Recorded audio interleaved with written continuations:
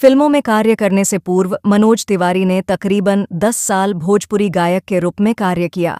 सन 2003 में उन्होंने फिल्म ससुरा बड़ा पैसा वाला में अभिनय किया, जो मनोरंजन और आर्थिक दृष्टि से बहुत सफल फिल्म साबित हुई और माना जाने लगा कि भोजपुरी फिल्मों का नया मोड़ शुरू हो चुका है। इसके बाद उन्होंने 2 और फिल्मों दारोगा बाबू, आई लव यू और बंधन टूटे ना नामक फिल्मों में अभिनय किया। मनोज तिवारी ने एक टेलीविजन कार्यक्रम चक दे बच्चे में बतौर मेजबान कार्य किया। सन 2010 में मनोज तिवारी ने प्रतिभागी के तौर पर रियलिटी शो बिग बॉस में हिस्सा लिया। मनोज तिवारी और श्वेता तिवारी कब अयबू अंगनवा हमार और ए भौजी के मिस्टर नामक फिल्मों में साथ साथ कार्य कर चुके हैं। सन 2011 के मध्य में मनोज और उनकी पत्नी रानी में अलगाव हो गया।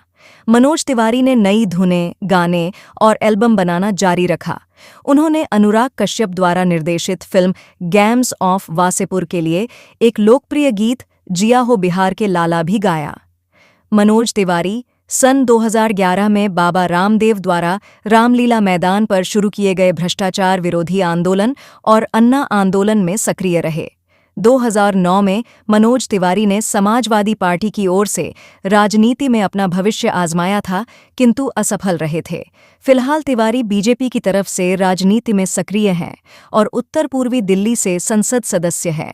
सन 2009 में मनोज तिवारी ने गोरखपुर लोकसभा निर्वाचन क्षेत्र से 15वीं लोकसभा चुनाव में बतौर समाजवादी पार्टी उम्मीदवार हिस्सा लिया, किंतु भारतीय जनता पार्टी के उम्मीदवार योगी आदित्यनाथ से चुनाव हार गए। मनोज तिवारी अगस्त महीने में अन्ना हजारे द्वारा शुरू किए गए भ्रष्टाचार विरोधी अभियान में भी सक्रिय रहे।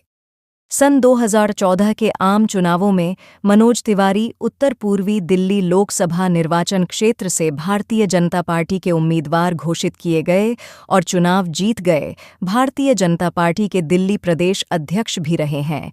मनोज तिवारी क्रिकेट के समर्थक हैं और इन्होंने बनारस हिंदू विश्वविद्यालय की ओर से खेला भी है।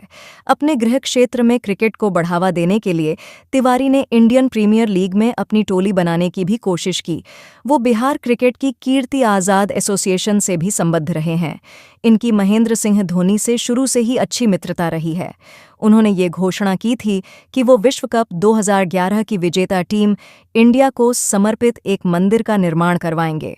उन्होंने यह भी कहा है कि वो अपने गृह नगर के कैमूर जिले में एक विश्व स्तर के क्रिकेट स्टेडियम का निर्माण कराने की योजना बना रहे हैं। पिता स्वर्गीय श्री चंद्रदेव तिवारी, जन्म 1 फरवरी 1971, राजनीतिक दल भारतीय जनता पार्टी भोजपुरी सिनेमा में अपनी गायकी का डंका बजाने वाले एक्टर और सिंगर मनोज तिवारी एक अच्छे पॉलिटिशियन भी हैं। मनोज तिवारी की प्रोफेशनल लाइफ के साथ साथ उनकी पर्सनल लाइफ भी हमेशा से ही सुर्खियों के बाजार में छाई रही है। अब हाल ही में मनोज तिवारी ने ऐलान किया है कि वह फिर एक बार पिता बनने जा रहे हैं। 51 साल की उम्र में मनोज तिवारी तीसरी बार पिता बनेंगे। मनोज तिवारी अपनी दूसरी पत्नी सुरभि तिवारी पर अक्सर जन न्योछावर करते नजर आते हैं। वैसे ये बात सब जानते हैं कि पहली पत्नी रानी तिवारी से तलाक के बाद मनोज तिवारी ने अपनी दूसरी शादी का सच दर्शकों से छुपाए रखा था। जी हां, मनोज तिवारी की दूसरी पत्नी का नाम सुरभि है। सुरभि तिवारी पेशे से गायिका हैं। मनोज तिवारी ने लॉकडाउन में सुरभि तिवारी के साथ शादी रचाई थी, लेकिन मनोज तिवारी ने इस शादी का ऐलान तब किया जब वह पहली बार पिता बने। मनोज तिवारी ने 30 दिसंबर को बेटी के जन्म के बाद लोगों को यह बताया कि वह सुरभि तिवारी से पिछले साल ही शादी रचा चुके हैं। दर्शक मनोज तिवारी की दूसरी शादी की खबर सुन बेहद हैरान रह गए थे। मनोज तिवारी अपनी दूसरी पत्नी सुरभि तिवारी के साथ बेहद प्यारी केमिस्ट्री शेयर करते हैं। एक्टर ने हाल ही में अनाउंस किया है कि वह जल्द ही तीसरी बार पिता बनने जा रहे हैं। लेकिन क्या आपको याद है कि मनोज तिवारी ने अपनी दूसरी शादी से पहले लोगों को शादी से जुड़ा एक हिंट दिया था? मनोज तिवारी ने अपने इंटरव्यू में कहा था कि मैं दोबारा शादी की तैयारी कर रहा हूं। मेरे लिए अकेले रहना काफी मुश्किल है। सब कुछ होते हुए भी जिंदगी तन्हा हो तो थोड़ी तकलीफ तो देती ही है।